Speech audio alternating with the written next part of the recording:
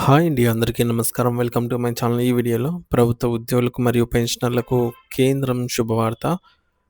మార్చి 16 వరకే సమయమండి. మరి పూర్తి వివరాలేంటో వీడియోలో తెలుసుకుందాం. వీడియో ఎక్కడే గాని స్కిప్ చేయకుండా ఎండ్ వరకు చూసేయండి. అప్పుడే ఇన్ఫర్మేషన్ పూర్తిగా అర్థమవుతుంది. అలాగే వీడియో చూస్తున్న ప్రతి ఒక్కరు వీడియోకి లైక్ చేయండి ఫ్రెండ్స్. ఈ వీడియోని తోటి ఉద్యోగ, పెన్షన్ మిత్రులతో అయితే షేర్ చేయండి. కొత్తగా మన ఛానల్ చూస్తున్నవారు ఇంకా ఎవరైనా సబ్స్క్రైబ్ చేసుకున్నట్లయితే వెంటనే మన ఛానల్‌ని సబ్స్క్రైబ్ చేసుకోండి. సో, దీని ద్వారా నేను చేసే లేటెస్ట్ వీడియోస్ అన్నీ మీ వరకు రీచ్ అవుతాయి. ఇక ఆలస్యం చేయకుండా వివరాల్లోకైతే వెళ్ళిపోదాము. ఫ్రెండ్స్, ఇక విషయానికొచ్చినట్లయితే కేంద్ర ప్రభుత్వ సర్వీస్‌లో కొనసాగుతున్న లక్షలాది మంది ఉద్యోగులు మరియు పదవీ విరమణ పొందిన పెన్షనర్ల జీవితాల్లో కొత్త వెలుగులు నింపే విధంగా కేంద్ర ప్రభుత్వం అత్యంత కీలకమైన మరియు అదిరిపోయే శుభవార్తను ప్రకటించింది. గత కొంతకాలంగా 8వ వేతన సంఘం ఏర్పాటు ఎప్పుడు జరుగుతుందా అని కళ్ళల్లో ఒత్తులేసుకొని ఎదురుచూస్తున్న ఉద్యోగ లోకానికి ఇది ఒక చారిత్రాత్మకమైన మలుపుగా నిలుస్తుంది. వేతన సవరణ ప్రక్రియను మరింత పారదర్శకంగా మరియు ఉద్యోగుల భాగస్వామ్యంతో నిర్వహించాలనే ఉద్దేశంతో కేంద్ర ప్రభుత్వం 8వ వేతన సంఘం కోసం ప్రత్యేకంగా ఒక అధికారిక వెబ్‌సైట్‌ను ప్రారంభించింది. ఈ వెబ్‌సైట్ ద్వారా ప్రభుత్వం తన నిర్ణయాలను కేవలం పైనుండి రుద్దకుండా క్షేత్రస్థాయిలో పనిచేసే ఉద్యోగుల కష్టసుఖాలను, వారి అవసరాలను నేరుగా తెలుసుకోవాలని భావిస్తోంది. అంటే మీ జీతం ఎంత పెరగాలి? మీకు ఎలాంటి అలవెన్స్‌లు కావాలి? అనే విషయాలపై మీరే స్వయంగా నేరుగా ప్రభుత్వానికి సూచనలు చెప్పే గొప్ప అవకాశం ఇప్పుడు లభించింది. ఈ ప్రక్రియలో భాగంగా కేంద్ర ప్రభుత్వం తన మై గవర్నమెంట్ పోర్టల్‌ను వేతన సంఘం వెబ్‌సైట్‌లో అనుసంధానం చేసి ఒక సమగ్రమైన ప్రశ్నావళిని సిద్ధం చేసింది. ఈ వెబ్‌సైట్ పోర్టల్‌లో మొత్తం 18 కీలక ప్రశ్నలతో కూడినటువంటి ఒక ప్రశ్న పత్రం అందుబాటులో ఉంది. మరి ఈ 18 ప్రశ్నలు కేవలం సాధారణ ప్రశ్నలు కావు.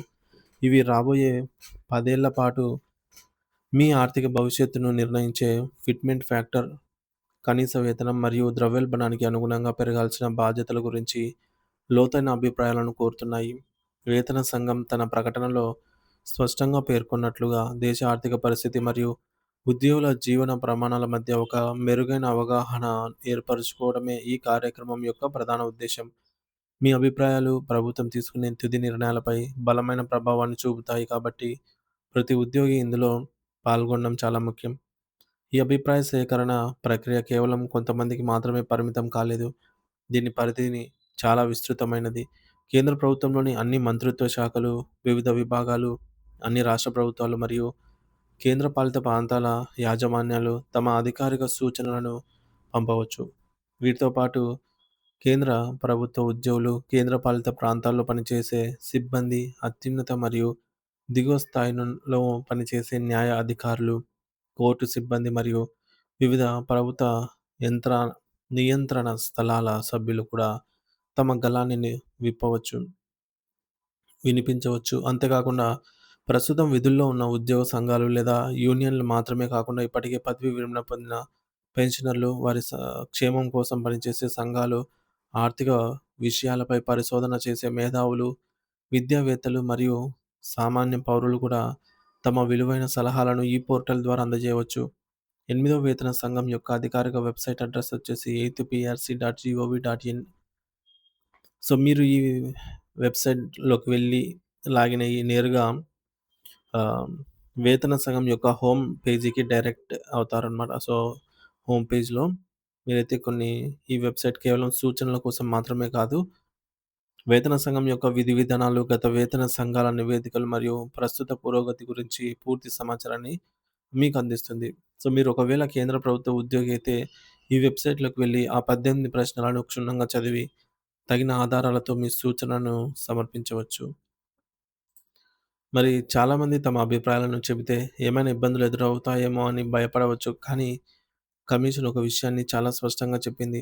సూచనలు తెలిపిన ప్రతి వ్యక్తి లేదా సంస్థ యొక్క వివరాలను అత్యంత గోప్యంగా ఉంచుతామని, మీ సమాచారం ఎక్కడా బయటకు వెల్లడి కాదని హామీ ఇచ్చింది. కాబట్టి ఎటువంటి సంకోచం లేకుండా మీ మనసులో ఉన్న డిమాండ్‌లను ప్రభుత్వం ముందు ఉంచవచ్చు.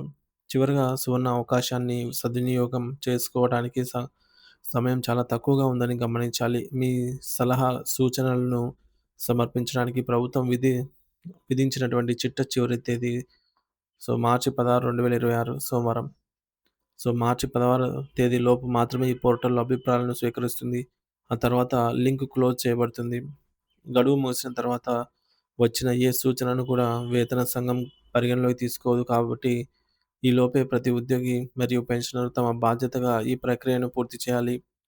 అలాగే లక్షలాది మంది ఉద్యోగుల వేతనాన్ని వేతన నిర్మాణం, పెన్షన్ ప్రయోజనాలు మరియు ఇతర ఆర్థిక వెసులుబాట్లపై ఈ కమిషన్ ఇచ్చే నివేదికకే కేవలం ఆహ్, ఈ ఈ నివేదికే కీలకం కానుంది. కాబట్టి రేపు మీ జీతం ఎంత ఉండాలి అనే విషయాన్ని మీరే స్వయంగా నిర్ణయించే ఈ గొప్ప ప్రజాస్వామ్య ప్రక్రియలో భాగస్వాములవ్వండి. మార్చి 16వ తేదీని డెడ్‌లైన్‌గా పెట్టుకొని వెంటనే మీ సూచనలను సిద్ధం చేసుకోండి.